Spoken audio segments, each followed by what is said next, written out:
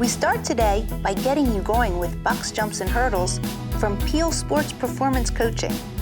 Our wine writer Joe Roberts loves to talk about a good glass of fine wine, but believes it's even better in the right glass.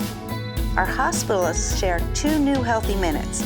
I make my go-to chicken salad recipe, and we visit the 7th Street Surf Shop in Ocean City, New Jersey for my first surfing lesson. And of course, a new exercise of the week to round out the show. I'm Tanya Stroh, a certified personal trainer and healthy living expert.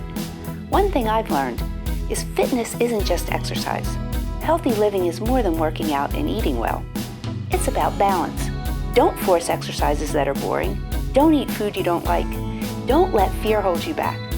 Life is about living on your terms. So we put it all together on your and my Fitness RX.